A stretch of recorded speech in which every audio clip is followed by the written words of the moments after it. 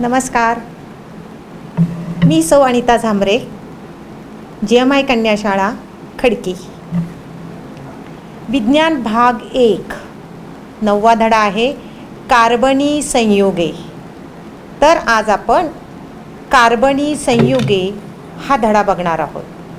चला तर मग आपल्या धड्याचं नाव आहे कार्बनी संयुगे. बघा, धड्याच्या नावामध्येच आले आहे कार्बन. मग पहिल्यांदा आपण कार्बनची माहिती घेऊया. कार्बनचा अणुअंक किती आहे? 6. बरोबर आहे. म्हणजे पहिल्या कक्षेमध्ये 2. आपण अभ्यास केला आहे मागच्या वर्षी. पहिल्या कक्षेमध्ये 2 इलेक्ट्रॉन. मग 6 मधले 2 गेले म्हणजे किती उरले? 4. म्हणजे दुसऱ्या कक्षेमध्ये किती इलेक्ट्रॉन आले? 4. पण 4 इलेक्ट्रॉन आहेत, पण ते अस्थिर आहेत. कारण दुसऱ्या कक्षेमध्ये स्थिर होण्यासाठी 8 इलेक्ट्रॉन्स लागतात. यांना तर 4 कमी आहेत. बरोबर आहे की नाही? तर असं हे कार्बन मूलद्रव्य आहे. आता इथे काय सांगितलंय? कार्बनी संयुगे. याची व्याख्या बघा. कार्बन हे घटक मूलद्रव्य असलेल्या सर्व संयुगांना कार्बनी संयुगे म्हणतात. बघा, कोणत्याही संयुगांमध्ये जर कार्बन असेल, हे कार्बन हे मूलद्रव्य असेल, तर त्याला काय म्हणायचं? कार्बनी संयुगे.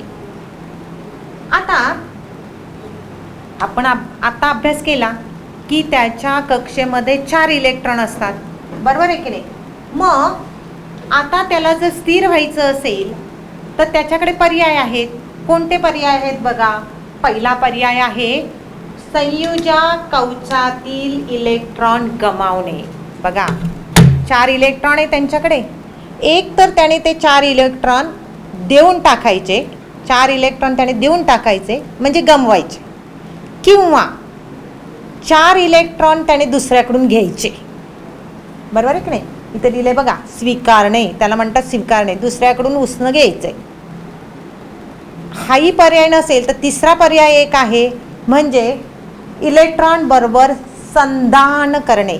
संधान करणे म्हणजे भागीदारी. आता एक तुम्हाला रोजच्या जीवनातलं एक उदाहरण देते. बरं, जाऊ दे, तुमचंच घ्या. तुम्ही बेंचवर बसल्यानंतर एकाकडे गणिताचं पुस्तक असतं आणि शेजारच्या विद्यार्थिनीकडे शास्त्राचं पुस्तक असतं. मग मुली काय करतात? हे बघ, तुम्हाला तुझ्याकडे शास्त्र आहे की नाही, तर शास्त्राच्या तासाला आपण दोघी त्या शास्त्राच्या पुस्तकातून अभ्यास करू. गणिताच्या तासाला आपण ह्या दोघांमधून करू. म्हणजे बघा, दोघांमध्ये एकच पुस्तक आहे, पण त्यांनी भागीदारीमध्ये घेतलं. बरोबर आहे की नाही? जेव्हा वेळ येईल तेव्हा हिने हिचं पुस्तक घ्यायचं, त्या तासाला हिने हिचं घ्यायचं. याला म्हणतो आपण भागीदारी. संधान हा शब्द तिथे वापरलेला आहे. बरोबर आहे? तर असे 3 पर्याय कार्बनकडे आहे. मग आता ह्याच्यातला कुठला पर्याय कार्बन घेतो?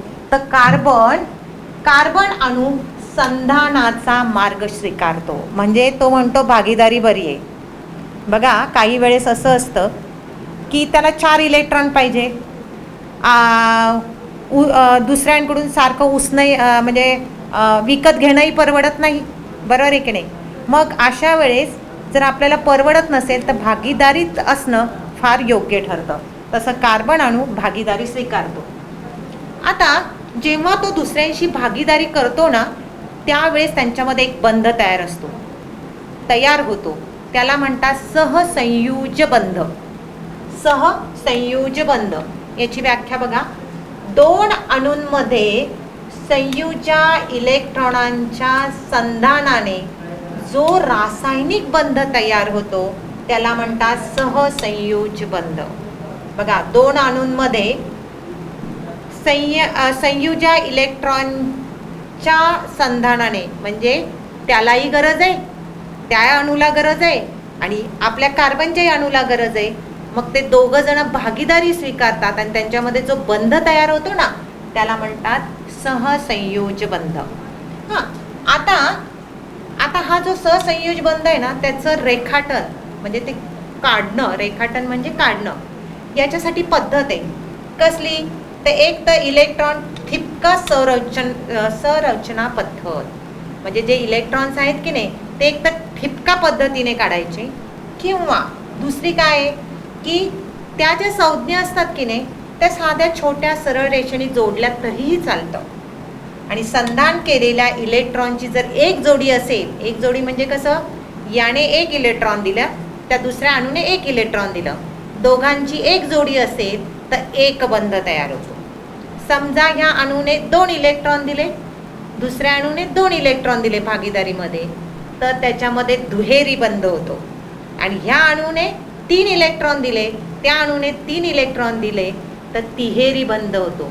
विद्यार्थ्यांनो, एकेरी बंध, दुहेरी बंध, तिहेरी बंध म्हणजे आपण त्याला म्हणतो single bond, double bond, triple bond, बरोबर आहे की नाही. हे त्याच्या कक्षेतील संयुजा इलेक्ट्रॉनवर अवलंबून असतात, म्हणजे त्याला किती पाहिजेत त्याच्यावर ते अवलंबून असतात. आता बघा, तुम्हाला एक उदाहरण सांगते. हायड्रोजन. हायड्रोजनचा अणुअंक 1 आहे. बघा, पहिल्या कक्षेत आपल्याला 2 इलेक्ट्रॉन लागतात, बरोबर आहे की नाही. पण हायड्रोजनकडे एकच आहे, मग तो अस्थिर होणार, म्हणजे त्याला अजून एका इलेक्ट्रॉनची गरज आहे. मग तो इलेक्ट्रॉन तो काय करतो, तो दुसरा हायड्रोजन असतो, त्याला पण एकच इलेक्ट्रॉन आहे, अणू आहे, त्याचा एकच अणू आहे. मग हे दोघं एकत्र येतात, हा याचा एक आणि ह्याचा एक, या दोघं, ह्या हायड्रोजनचा एक, ह्या हायड्रोजनचा एक, असं दोघं जण संधान करतात, म्हणजे भागीदारी करतात. आणि भागीदारी करतात आणि याच्यामध्ये दोघांचा एक एक इलेक्ट्रॉन आहे, म्हणजे इथे होतो एकेरी बंध, सिंगल बॉन्ड. म्हणून हायड्रोजन हायड्रोजनमध्ये हा सिंगल बॉन्ड दाखवला, बरोबर आहे. आता बघा, आपण दुसरं उदाहरण घेऊया, ऑक्सिजन. आता ऑक्सिजनमध्ये ऑक्सिजनचा अणुअंक आहे 8. तुम्हाला माहिती आहे पहिल्या कक्षेमध्ये 2 इलेक्ट्रॉन जातात, मग 8तून 2 गेले, शिल्लक किती राहिले, 6, बरोबर आहे की नाही. मग दुसऱ्या कक्षेमध्ये 6 इलेक्ट्रॉन गेले, अरे पण दुसऱ्या कक्षेमध्ये तर 8 इलेक्ट्रॉन पाहिजे, म्हणजे ऑक्सिजनला 2 कमी पडले, बरोबर आहे की नाही. मग तुम्हाला परीक्षेत विचारतात की ऑक्सिजन रेणू रेखाटन करा, तर अणू म्हणजे एक आणि रेणू म्हणजे त्या दोघांपासून तयार झालेला, बरोबर आहे. मग एका अणूमधला, हे बा मी एक ऑक्सिजन अणू दाखवलाय, याच्यामध्ये दुसऱ्या कक्षेमध्ये किती आहे, 6 आहे. बघा, हे 2, हे 2 आणि इथे एक एक दाखवला, म्हणजे 6 आहे. हा दुसऱ्याच अणूबरोबर एकत्र येतात.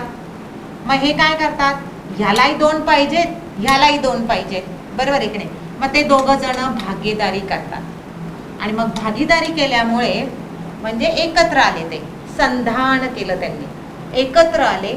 एकत्र आल्यामुळे त्यांच्यामध्ये जो बंध झाला, कारण 2 इलेक्ट्रॉनमुळे एकेरी बंध होतो, असे बघा, ह्या 2मुळे एकेरी बंध झाला आणि खालच्या 2मुळे, म्हणजे यांनी 2 इलेक्ट्रॉन्स वापरले, म्हणजे यांच्यामध्ये झाला दुहेरी बंध. आणि आता बघा तिहेरी बंध कसा तयार होतो. बघा, नायट्रोजन. नायट्रोजनचा अणुअंक आहे 7.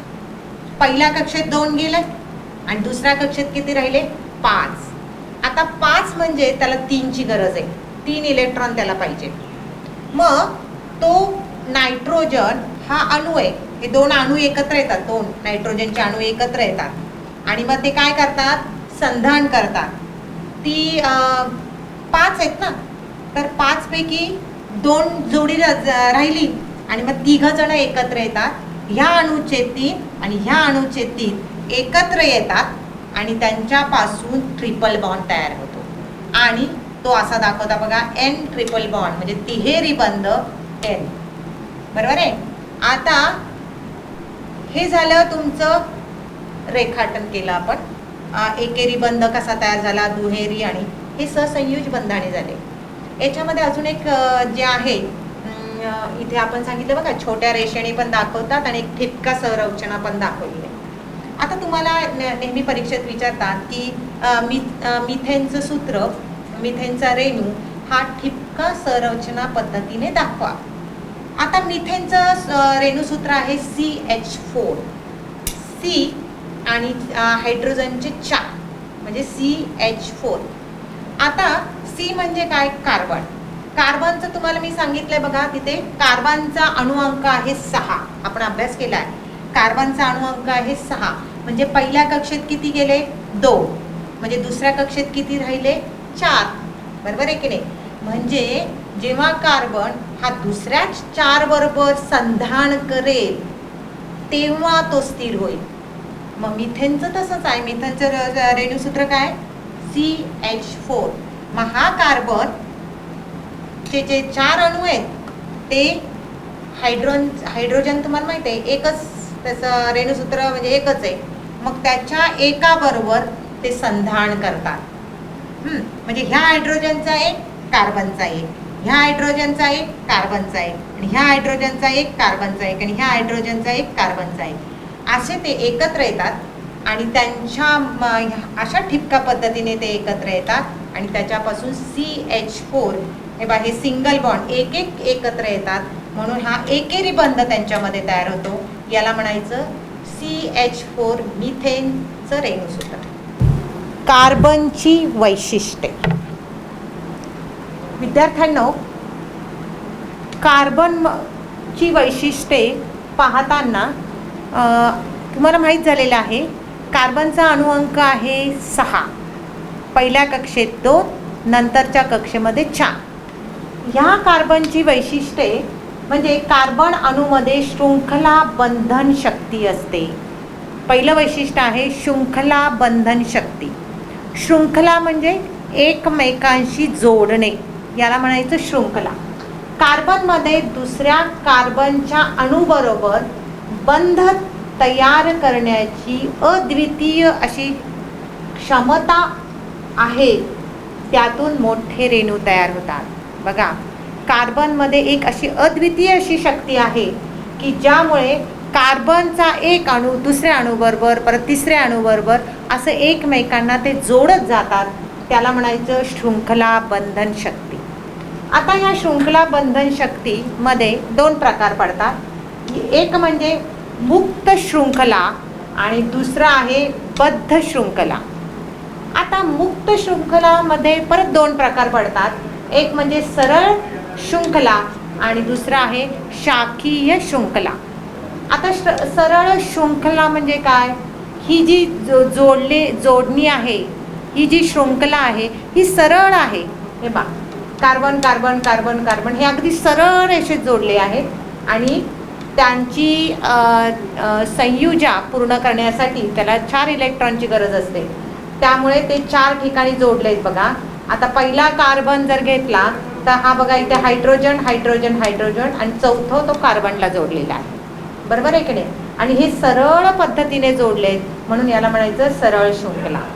आता बघा, हे जे रेणूसूत्र आहे ना याला म्हणतात ब्युटेन. ब्युटेन म्हणजे C4H10 म्हणजे 4 कार्बन आणि हायड्रोजन आहेत 10. बरोबर आहे. आता ह्याचा दुसरा प्रकार आहे शाखीय शृंखला. आता बघा विद्यार्थ्यांनो, रेणूसूत्र हेच आहे C4H10 म्हणजे ब्युटेन. आता बघा इथे कसं आहे, 4 कार्बन सरळ रेषेत आहेत. इथे पण आपण 3 सरळ रेषेत घेतले पण एक खाली घेतलाय. बघा, तुम्ही झाड पाहिलं असेल तर झाडाला अशी फांद्या फुटतात. बरोबर आहे की नाही? त्याला म्हणतात शाखा. तर याची 3 सरळ रेषेत आहे, एक अशी खाली आहे. जशी काही एक शाखा त्याची खाली गेली आहे, याला म्हणायचं शाखीय शृंखला. आता याच्याच वरून म्हणजे बघा रेणूसूत्र 1 पण रचना मात्र वेगळी आहे. याचंही रेणूसूत्र हेच आहे, याचंही रेणूसूत्र एकच आहे. याला म्हणतात समघटकता. याला काय म्हणायचं? समघटकता. म्हणजे जेव्हा तुम्हाला टिपा द्यायला हा प्रश्न येतो समघटकता, तेव्हा उदाहरण हेच आहे. ब्युटेन द्यायचं, आकृत्या काढायच्या आणि व्याख्या लिहायची. भिन्न रचनासूत्र असणाऱ्या संयुगाचे रेणूसूत्र जेव्हा एकच असते तेव्हा त्या रचनेला रचना समघटकता म्हणतात.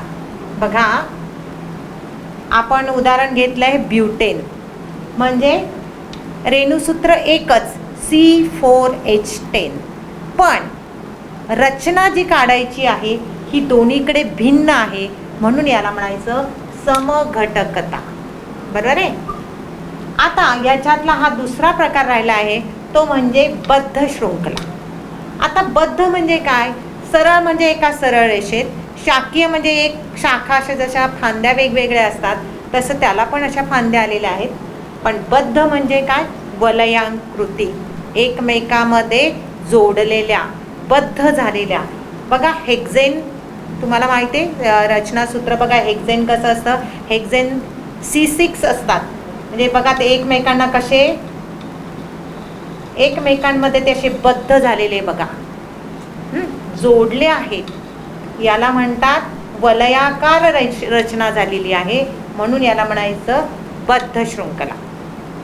आता कार्बनचं तिसरं वैशिष्ट्य काय आहे की 2 कार्बनच्या अणूमध्ये 1, 2 किंवा 3 सहसंयुज बंध तयार होऊ शकतात.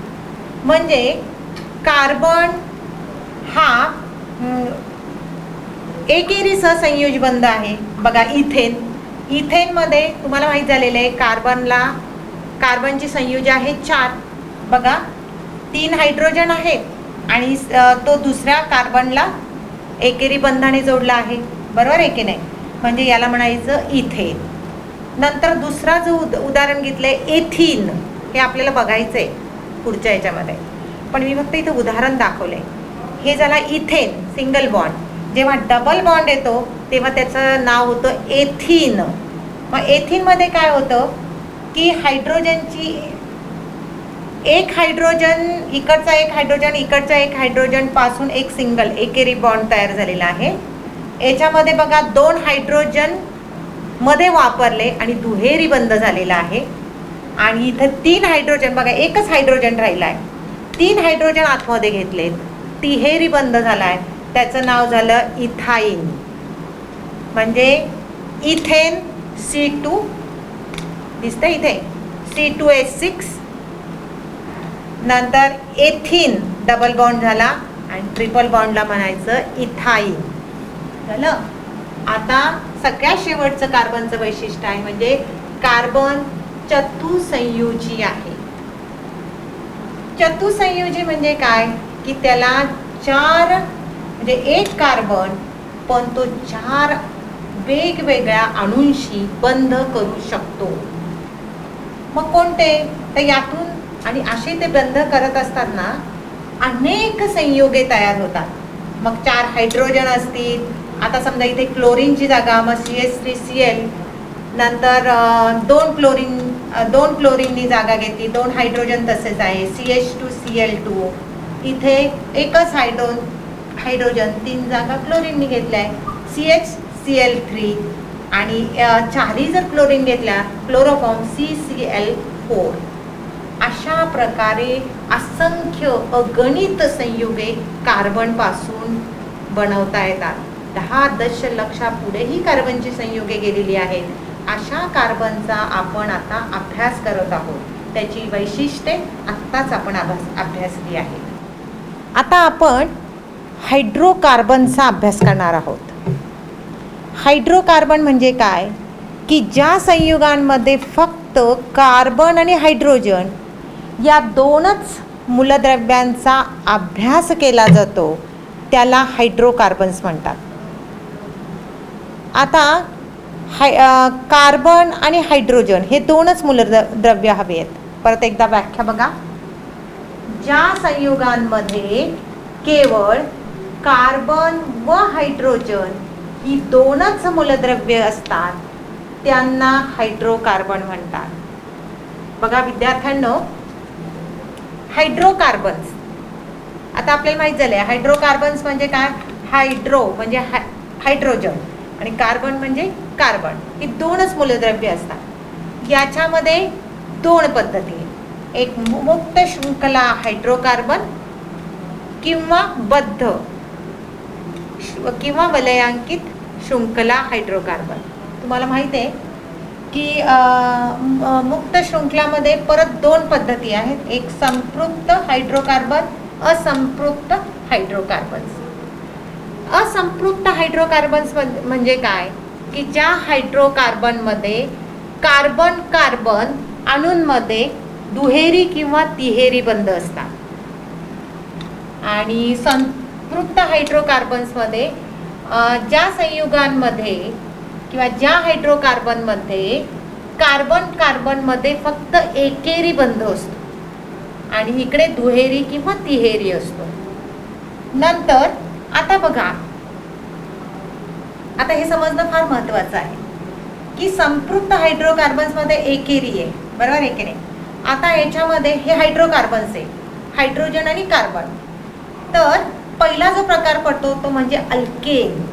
अल्केन म्हणजे याच्यामध्ये सिंगलच बॉन्ड असतो, म्हणजे एकेरी बंध असतो.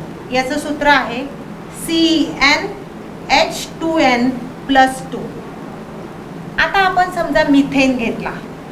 मिथेनचं सूत्र आहे रेणूसूत्र CH4, बरोबर आहे.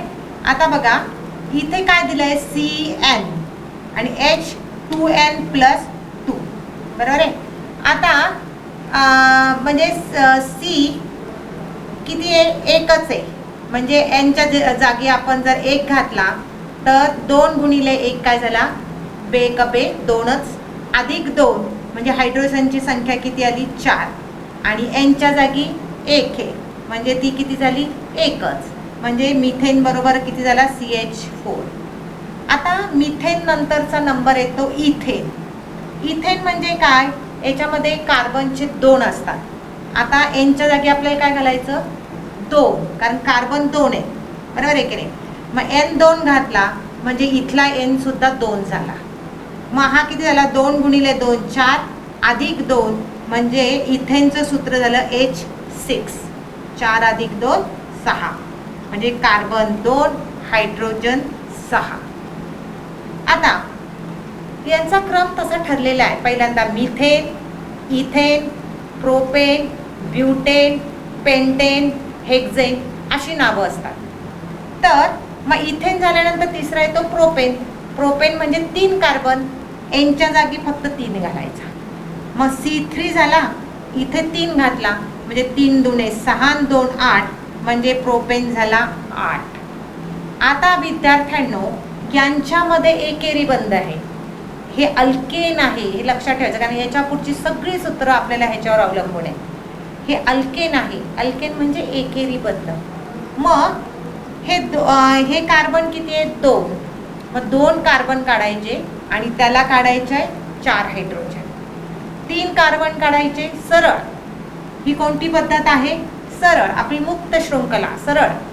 आणि 3 कार्बन काढायचे आणि त्याला फक्त हायड्रोजन किती दाखवायचे, 8. अशा प्रकारे याचं रचनासूत्र आपल्याला काढता येतात. फक्त आपण ही सिक्वेन्स पाठ करायची. सूत्र आपल्याला माहिती आहे, त्याच्यात घालायचं, हायड्रोजनची संख्या निघते आणि याच्यावरून आपण त्यांचं रचनासूत्र काढू शकतो. इतकं सोपं आहे. आता हा झाला अल्केन. आता दुसरा जो आहे अल्कीन. कीन आलं की समजायचं डबल बॉन्ड.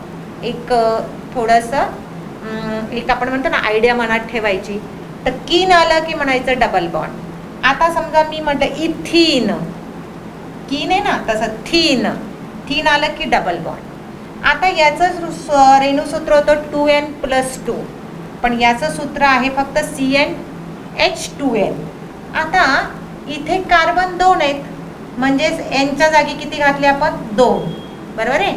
आणि इथे पण 2 आले म्हणजे 2 आणि 2चा गुणाकार केला की 2 आणि 2चा गुणाकार केला की 4. आणि इथे किती आले, 2 म्हणजे H4. आणि दुसरा प्रकार आहे अल्कीन. अल्कीन, कीन म्हणजे डबल बॉन्ड, बरोबर आहे. आता याचं सूत्र आहे CnH2n. म्हणजे कार्बनचे 2, मग Nच्या जागी आपण 2 घातलं म्हणजे इथे 2 आले म्हणजे C2H4, बरोबर आहे की नाही. आता इथे डबल बॉन्ड येतो कारण हायड्रोजनची संख्या कमी झाली, 2 कमी झाले बघा. हे 2 कमी झाले तर त्याच्या इकडचे 2 आणि त्याच्याबरोबर इकडे म्हणजे त्यांच्यामध्ये डबल बॉन्ड होतो, बरोबर आहे की नाही. म्हणून बघा Cची संयोजक 4 आहे, एक हा 1 2 आणि डबल बॉन्ड हे 2 म्हणजे Cची 4, इकडे Cचे 4 झाले, बरोबर आहे की नाही. आणि तिसरं जो आहे अल्काईन. अल्काईन म्हणतं शेवटी, म्हणजे हा ट्रिपल बॉन्ड असतो. म्हणजे आपल्याला म्हणावं लागतं, जसं आपण इथं म्हटलो इथिन, अल्किन असल्यामुळे इथिन म्हटलो, आणि इथे आपण म्हणायचं इथाईन.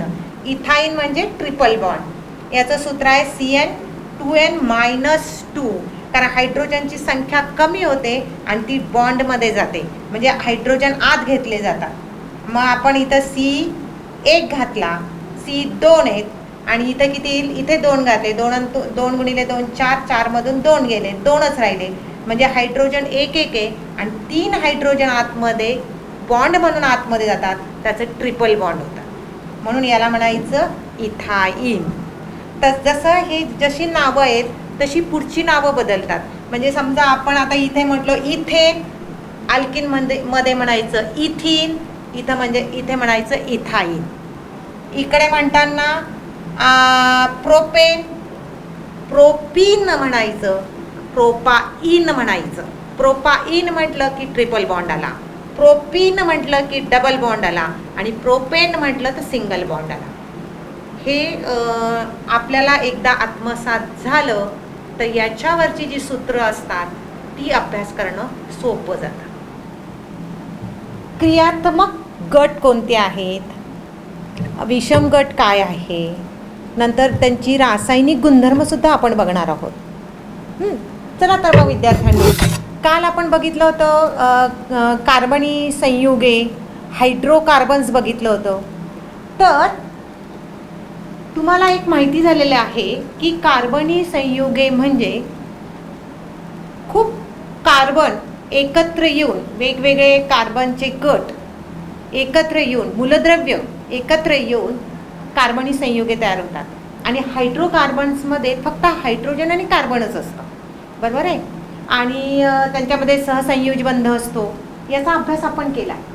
आता जेव्हा आपण कार्बनी संयुगे आणि हायड्रोकार्बनचा अभ्यास केला, त्यानंतर आपल्या एक लक्षात आलं की हायड्रोकार्बन साखळीमधील एक किंवा अधिक हायड्रोजन अणूंच्या जागी या मूलद्रव्याचे प्रतियोजन होते.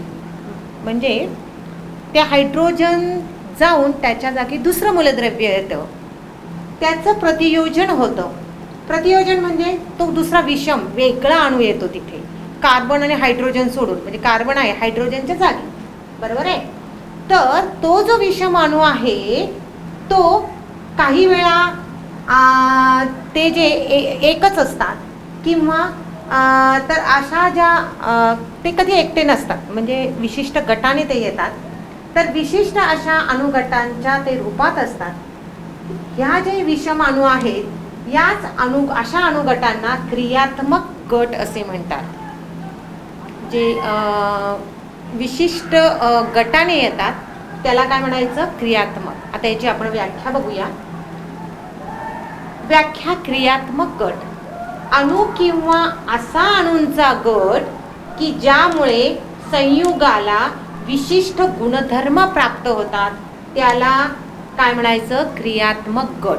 मग असे कोणते क्रियात्मक गट आहे की ज्याच्यामुळे त्या संयुगाला एक विशिष्ट गुणधर्म प्राप्त होतो, बघूया आपण. आता आपण एक ऑक्सिजन हा वेगळा अणू घेऊया, कार्बन आणि हायड्रोजन सोडून. कोणता घेतला आपण, ऑक्सिजन. तर ऑक्सिजन मध्ये कोणतेही 4 असे क्रियात्मक गट आहेत. त्यांचं नाव पण सांगा, त्याचं रचनासूत्र सांगा. तर आपण नाव घेतलं अल्कोहोल. बघा, अल्कोहोलमध्ये नेहमी OH येतं. कोणता ग्रुप आला, OH, O आला बघा इथे. याचं जर उदाहरण आपण घेतलं, कोणतंही घ्या, काल आपण शिकलो आहोत हायड्रोकार्बन्स, अल्केन्स, अल्कीन, अल्काइन्स सगळं शिकलो. तर आता समजा मी घेतलं इथिल, पण एक जागा कोणी घेतली हायड्रोजनची, OH ग्रुपने घेतली, म्हणून याला म्हणायचं इथिल अल्कोहोल. आता दुसरा जो नाव आहे त्याला म्हणायचं अल्डिहाइड. अल्डिहाइडमध्ये बघा, हे कार्बन आहे, कार्बनची संयुजा 4 आहे, 4 त्याला इलेक्ट्रॉन्स लागतात, बरोबर आहे की नाही. मग ह्याचे 2 हायड्रोजन मी घेतलं आणि इकडे डबल बॉन्ड O असतो. कशाला, अल्डिहाइडला. आता समजा तुम्हाला जर उदाहरण दिलं तर ॲसिटाल्डिहाइड. बघा, ॲसिटाल्ड म्हणजे याचं सी तसाच आहे, हे बघा याच्यासारखं अल्डिहाइड ग्रुप मधला आला हा, तर इथे डबल बॉन्ड ओ आला, एक ग्रुप CH3 आणि एक ग्रुप काय आला H. आता ही संयुगे वाढतात, पण हा जो C डबल बॉन्ड O आहे ना, हा याला म्हणायचं अल्डिहाइड ग्रुप, त्यामुळे याला विशेष गुणधर्म प्राप्त होतो. या क्रियात्मक गटामुळे त्याला विशिष्ट गुणधर्म प्राप्त होतो. नंतरचं आहे कीटोन्स. कीटोन्स बघा, हे लक्षात ठेवा रचनासूत्र. कीटोन्स म्हणजे काय बघा, डबल बॉन्ड O आणि दोन्ही साईडला कार्बनी संयुगे असतात आणि डबल बॉन्ड O वर आला बघा, हे बघा C डबल बॉन्ड O आणि साईडला कार्बनी संयुगे, याला आता याला म्हणायचं ॲसिटोन.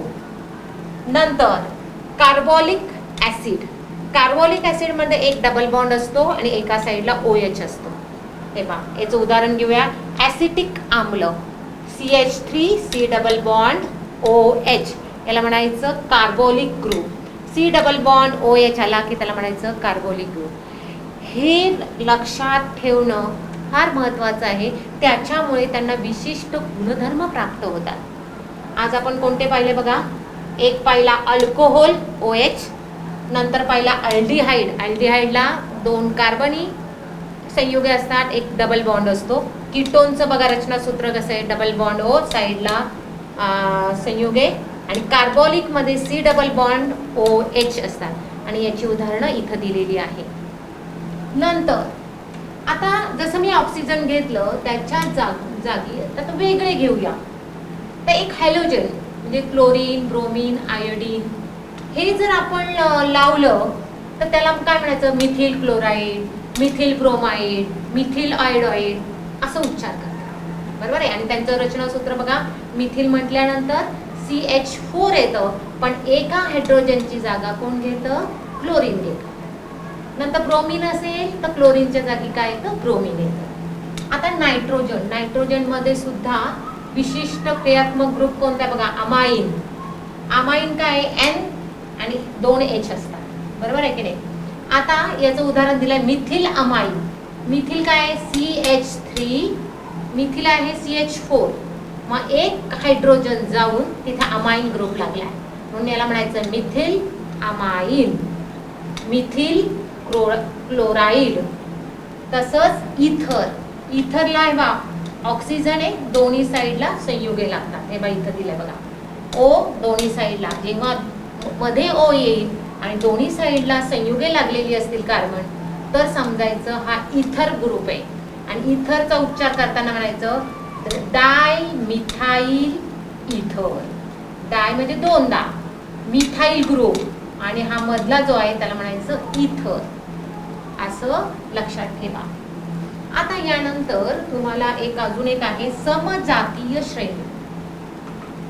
काय समजातीय श्रेणी, याची व्याख्या काय, क्रमाक्रमाने वाढत जाणारी लांबी असणाऱ्या शृंखलावर हायड्रोजन जागी समान क्रियात्मक गट जोडल्यामुळे संयुगाची जी श्रेणी तयार होते तिला समजातीय श्रेणी असे म्हणतात. बघा, तुम्हाला शृंखला माहिती आहे, कार्बनची अनेक शृंखला आपण तयार करू शकतो. म्हणजे कार्बन संयुगे एकमेकांना जोडून, तुम्हाला माहिती आहे मिथिल, इथिल. आता बघा याच्यामध्ये एक कोणताही एक समान काय सांगितलं त्यांनी, क्रियात्मक गट घ्या.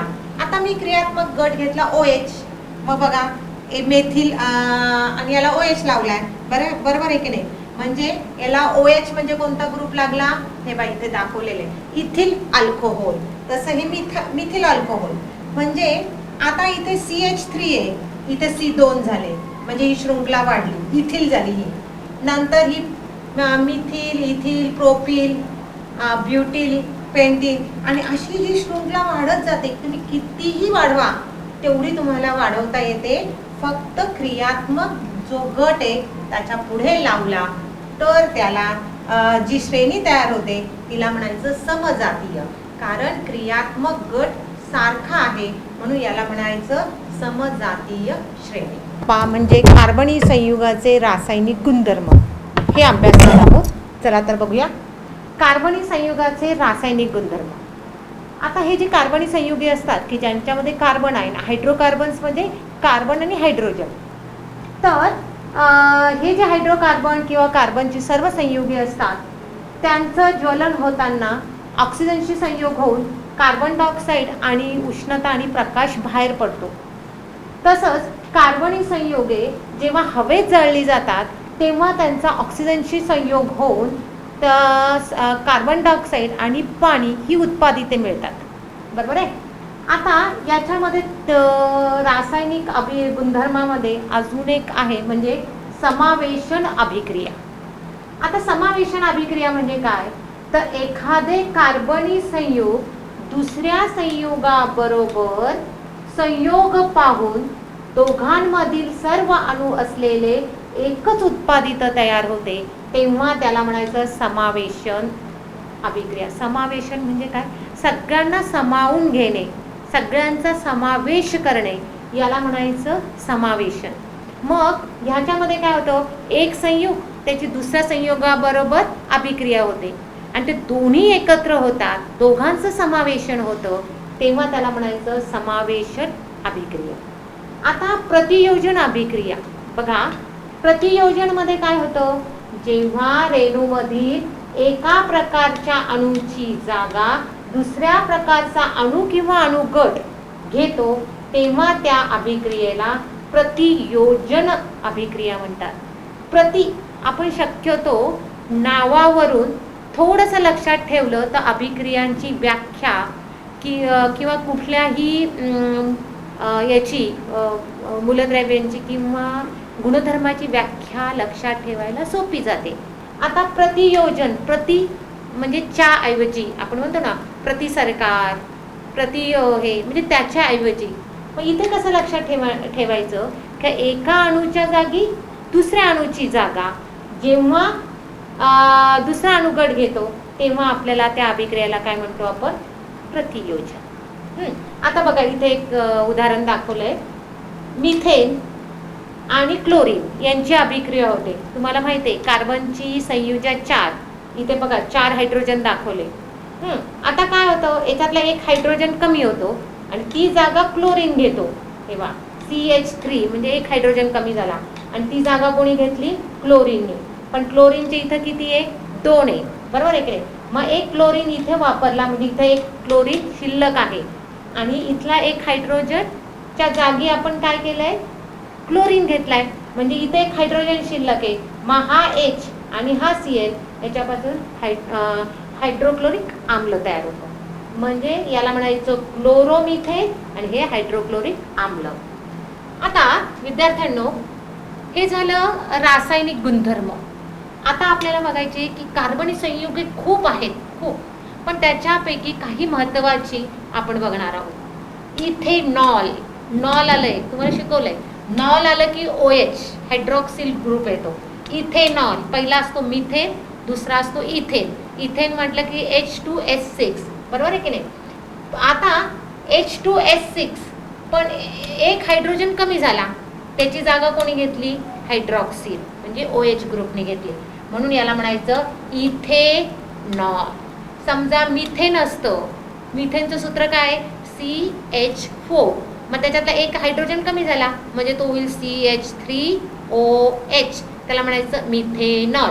म्हणजे एक हायड्रोजन कमी करायचा आणि त्याच्या जागी हा क्रियाशील गट लावायचा, त्याला म्हणायचं, जो गट लावू त्याच्याप्रमाणे त्याचं नाव होतं. बरोबर आहे. आता ह्या इथेनॉलला अल्कोहोल किंवा मद्यार्क असेही म्हणतात. जे लोक दारू पितात तेव्हा एखाद्यास तुम्ही हा शब्द ऐकला असेल, अल्कोहोल घेतलं का असेही म्हणतात. म्हणजे त्याला म्हणायचं दारू पिला त्याला अल्कोहोल असतं त्याच्यामध्ये. हां, तर ह्या इथेनॉलचं भौतिक गुणधर्म काय आहेत. भौतिक गुणधर्म म्हणजे त्याचा उत्कलांक, रंग, वास, रूप असं वेगळं काही असेल ते येतं भौतिक गुणधर्म. आणि रासायनिक गुणधर्मामध्ये त्याच्यावर जी अभिक्रिया केली जाते आणि जो पदार्थ तयार होतो त्याला आपण म्हणतो रासायनिक गुणधर्म.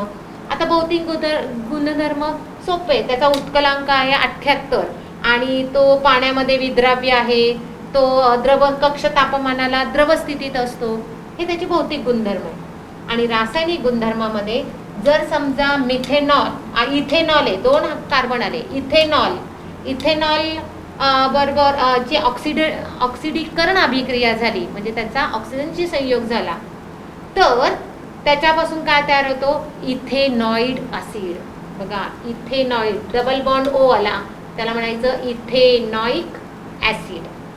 आणि इथेनॉइक ॲसिडबद्दलही सांगितलं आहे. इथेनॉइक ॲसिडला ग्लेशियल ॲसिटिक ॲसिडही म्हटलं जातं. हा जो इथेनॉइक ॲसिड आहे ना, याला म्हटलं जातं ग्लेशियल ॲसिटिक ॲसिड. तुम्हाला हेही कारण विचारतात की याला ग्लेशियल ॲसिटिक ॲसिड का म्हणतात? कारण याचे भौतिक गुणधर्मात जर आपण पाहिलं की याचा उत्कलांक आहे 118 डिग्री सेल्सिअस, पण याचा द्रवणांक हा फक्त 17 डिग्री सेल्सिअस आहे. बरोबर आहे की नाही? त्यामुळे म्हणजे तो अतिशय कमी आहे. म्हणून थंड प्रदेशामध्ये हिवाळ्यात सुद्धा, म्हणजे थंडी असेल आणि थंड प्रदेश असेल, म्हणजे काश्मीर वगैरे त्या साईडचा प्रदेश, तर हिवाळ्यात सुद्धा आपल्या साधा रूम टेम्परेचरला, कक्ष तापमानाला ते लगेच गोठतं इथेनॉइक ॲसिड आणि बर्फासारखं दिसतं, म्हणून त्याला म्हणायचं ग्लेशियल ॲसिटिक ॲसिड. आता विद्यार्थ्यांनो, अजून एक महत्त्वाचा याचं एक हे आहे, म्हणजे इस्टरीभवन. आता इस्टरीभवन म्हणजे काय? तर कार्बोक्सिलिक ॲसिड आणि अल्कोहोल, ही कार्बोक्सिलिक ॲसिड आणि अल्कोहोल यांची जेव्हा अभिक्रिया होते, तेव्हा ईस्टर व क्रियात्मक गट असलेले पदार्थ तयार होतात. तुम्हाला आपण मगाशी क्रियात्मक गट पाहिले, त्याच्यामध्ये ईस्टर पण मी तुम्हाला सांगितला होता, मध्ये ओ असतो म्हणजे ऑक्सिजन, आणि दोन्ही साईडला कार्बनिक संयुगे असतात. त्याला तसं आलं की समजायचं ईस्टर आहे. आता बघा, याच्यामध्ये ही रासायनिक अभिक्रिया तयार झाली आणि उत्पादित आहे. बघा, हे इथे हा मध्ये ऑक्सिजन आहे आणि त्याच्या दोन्ही बाजूला कार्बनिक संयुगे लागले, म्हणून याला म्हणायचं ईस्टर. आता मग इस्टरी, समजा तुम्हाला विचारलं की इस्टरीभवन, तर इस्टरीभवन ही क्रिया कार्बोक्सिलिक ॲसिड आणि अल्कोहोल यांच्यामध्ये होऊन अशा प्रकारचं इस्टरीभवन म्हणजे उत्पादितांमध्ये दाखवायचं. नंतर हा जो ईस्टर हा पदार्थ आहे ना, अगदी त्याचा वास एकदम गोड आहे.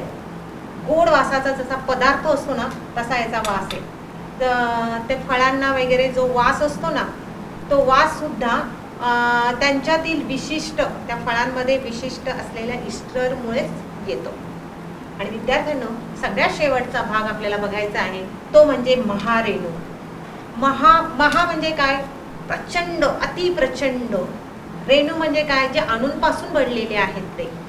तर लक्षावधी अणूंपासून बनलेल्या प्रचंड कार्बनी रेणूंना महारेणू असे म्हणतात. म्हणजे मोठ्या प्रमाणात असलेल्या अणूंपासून बनलेल्या कार्बनी संयुगांना महारेणू असे म्हणतात. तुम्ही शृंखलाचा अभ्यास केला. आपण शृंखला म्हणजे काय? की कार्बनी पदार्थ, कार्बनी संयुगे एकमेकांना जोडत जातात आणि त्यांची खूप मोठी शृंखला तयार होते. पण महारेणू म्हणजे लक्षावधी अणू एकत्र आल्यानंतर जो कार्बनी रेणू तयार होतो प्रचंड मोठा, त्याला महारेणू म्हणतात. आता याच्यामध्ये दोन प्रकार आहेत बघा, नैसर्गिक महारेणू आणि मानव निर्मित महारेणू. आता नैसर्गिक महारेणूमध्ये रबर येतं बघा, त्याचे सुद्धा अणू खूप असे जोडलेले असतात. त्याचं उदाहरण आहे रबर, प्रोटीन आणि न्यूक्लिक ॲसिड. तसं मानव निर्मितमध्ये प्लास्टिक तुम्हाला माहिती आहे. हे प्लास्टिक हे फार चांगलं उदाहरण आहे महारेणूचं. आता बहुवारिक हा नवीन एक संज्ञा आहे की ज्याच्याविषयी आज आपल्याला थोडीशी माहिती करून घ्यायची आहे. तर बहुवारिक कोणाला म्हणायचं? तर नैसर्गिक व मानव निर्मित महारेणूंची संरचना अनेक लहान घटक एकमेकांना नियमित पद्धतीने जोडून तयार होते, त्यामुळे महारेणू हे बहुवारिक आहे. बघा, लहान लहान जे गट असतात ना, ते एकमेकांना नियमित पद्धतीने, म्हणजे तोच गट त्याच पद्धतीने एकमेकांना जोडले जातात आणि त्याच्यापासून वारंवार, बहु म्हणजे खूप वेळा, वारंवार तेच लहान गट जोडले जातात. याला म्हणायचं बहुवारिक. विद्यार्थ्यांनो, आपण बहुवारिके याची व्याख्या बघूया. बहुवारिके लहान घटकांच्या नियमित पुनरावृत्तीने तयार होत असलेल्या महारेणूला बहुवारिक असे म्हणतात. आता बहुवारिकांमध्ये प्रकार आहेत. एकवारिके. आता एकवारिके म्हणजे काय की जो लहान घटक होता की ज्याची पुनरावृत्ती होत होती त्या लहान घटकांच्या पुनरावृत्तीला बहुवारिक म्हणतात.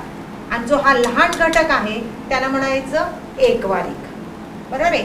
आणि ह्या एकवारिकांच्या पुनरावृत्तीला म्हणजे एकवारिके पुन्हा पुन्हा रिपीट होतात. पुनरावृत्तीने बनलेल्या बहुवारिकांना समबहुवारिके असे म्हणतात. बरोबर आहे. म्हणजे एकवारिकांपासून समबहुवारिके बनतात. आता 2 किंवा अधिक एकवारिकांपासून बनलेल्या बहुवारिकांना सहबहुवारिके असे म्हणतात. अशा प्रकारे आपण बहुवारिके याचा अभ्यास केलेला आहे. अशा प्रकारे आपण बहुवारिके यांचाही अभ्यास केला आहे.